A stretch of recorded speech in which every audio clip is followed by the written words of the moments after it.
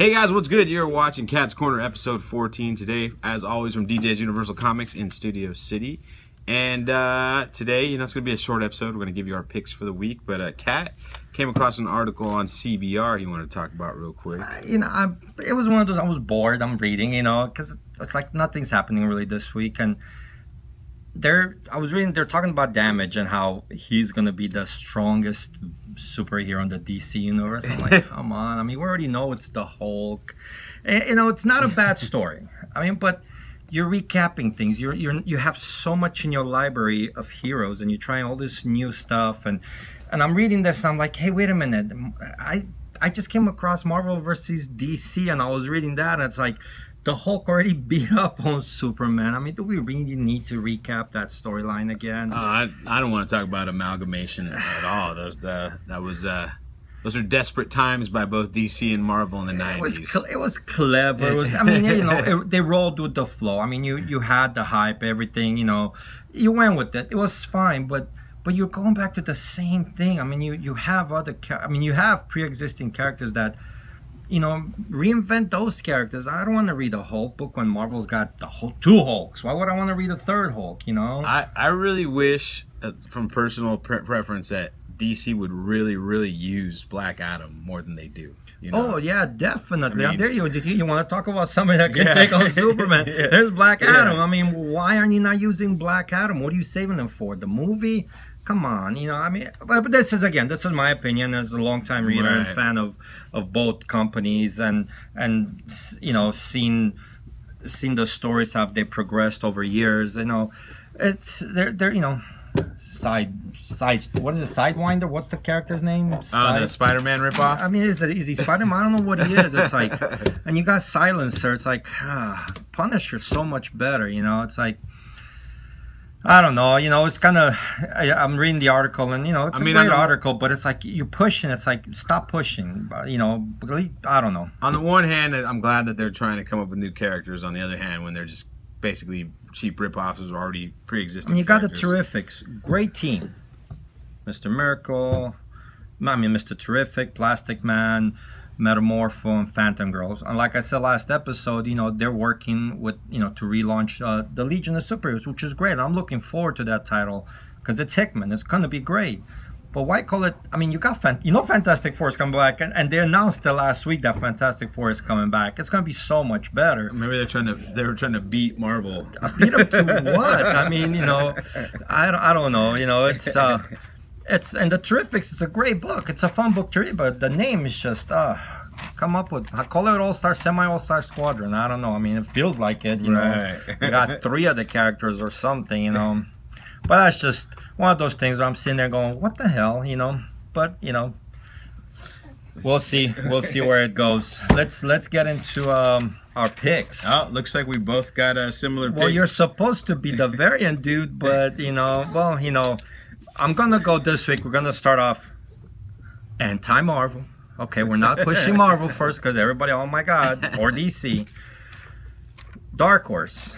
You got Xerxes, The Fall of House of Darius, #1, written and drawn by Frank Miller. So this would be a 300 sequel, correct? Or a prequel. It's in the 300 universe. It's in the 300 universe. So I'm expecting that book to really do well this week and bring fans of 300 and Frank Miller to the title. So definitely look for that title or a Dark Horse. It looks like you got the same thing. Yeah, I saw it, and the first thing I thought of was, like, for 300 fans, for Frank Miller fans, this is going to be a good book to check out, to see what he does with it.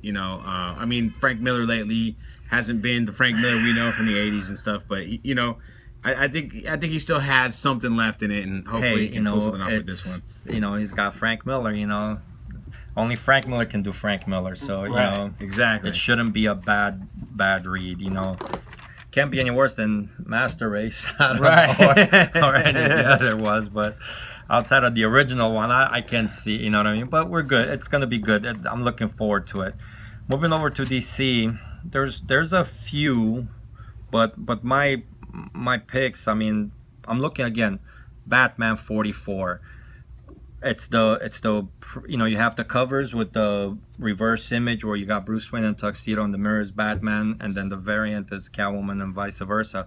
But I'm gonna tell you guys now, I'm not gonna say anything till it gets closer, but keep an eye on this title. This, by issue 50, you guys are gonna lose your mind, and it's gonna go back to the I Am Bane storyline. And if you haven't read any of the Tom King's books, grab the trade paperback or grab the back issues before they really go crazy.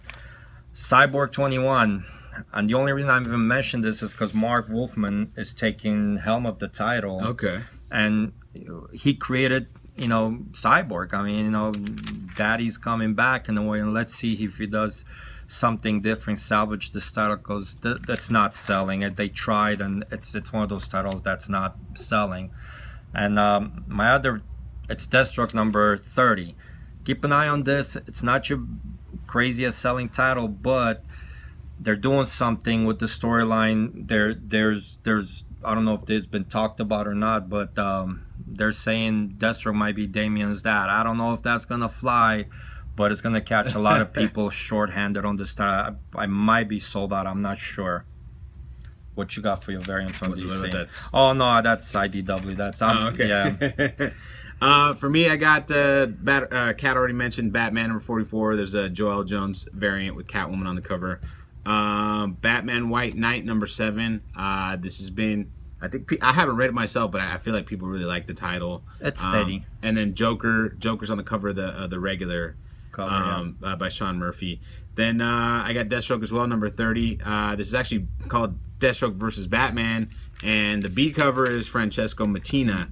And both covers are sold out on online retailers. Okay, so they're gone. Yeah, people are looking after it. There's buzz building behind it. So if you can get your hand on a copy or two, grab it. The Mattina cover is, as you can see, is going to be up on the screen. is amazing.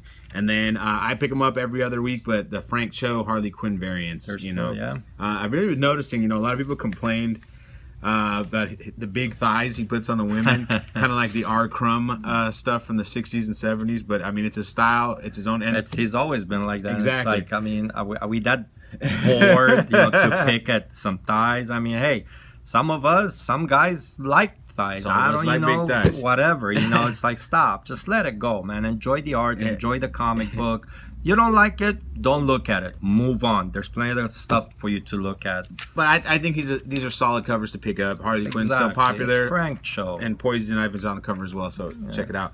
And that's all I have for DC. Before we hit Marvel, I got a couple of things. IDW is doing Sonic number 1, which it's been a staple in the Archie publishing, Sonic the Hedgehog? Sonic the Hedgehog. Okay. Now it's IDW, so we'll see how that does. And then Image, I got 3 things. I got Analog number 1. The concept sounds pretty cool. It's Jerry Dugan.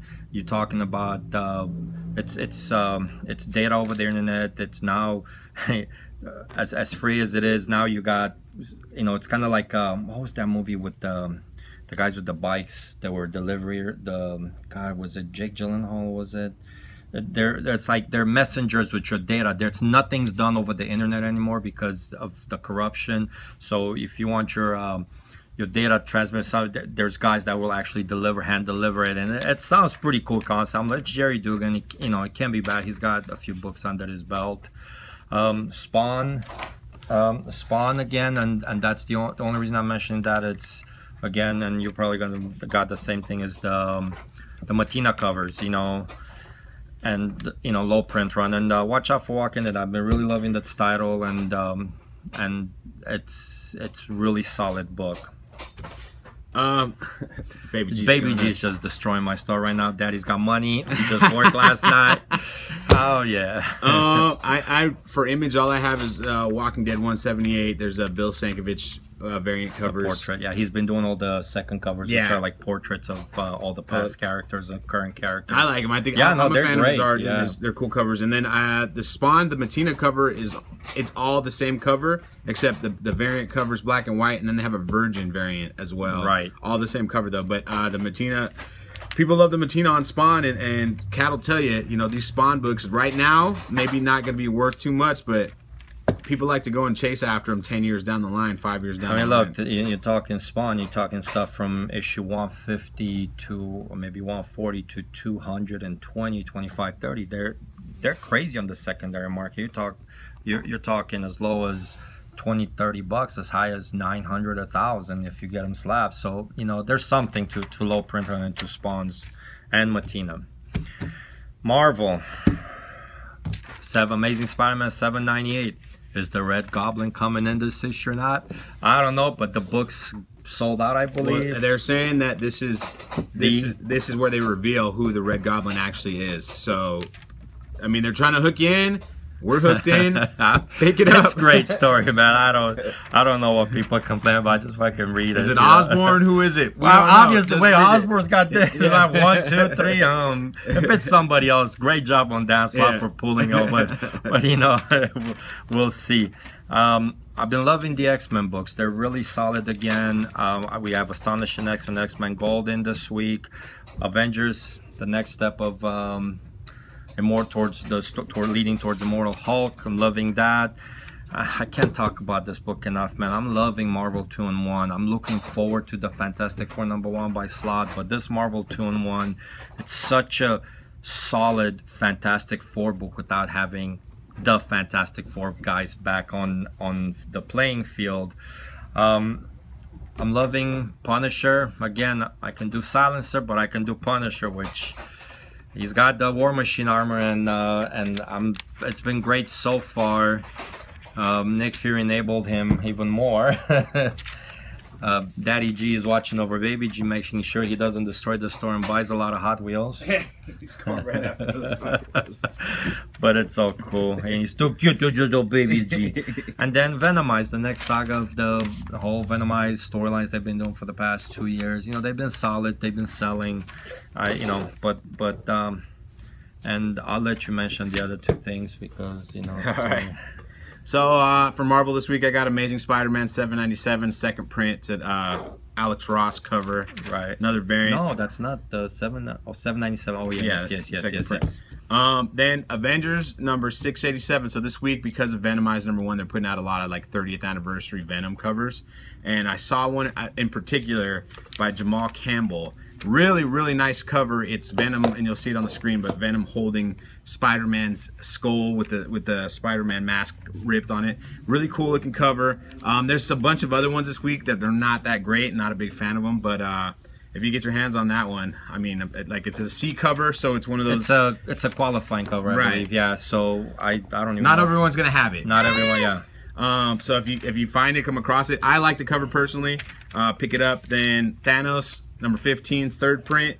Thanos number 16, second print. That book is People insane. Love Cosmic Ghost Rider. They're all about Cosmic Ghost Rider. Cosmic Punisher. It's crazy, you know. And that's it for Marvel. I don't have anything else. I mean, so me, I'm a big WWE fan, and WrestleMania 2018 special. Boom puts out a WrestleMania special every year. This one's no different. I really like this one because the cover's by Raza, and it's got Macho Man on the cover as well as Ricky Steamboat. Really cool looking cover.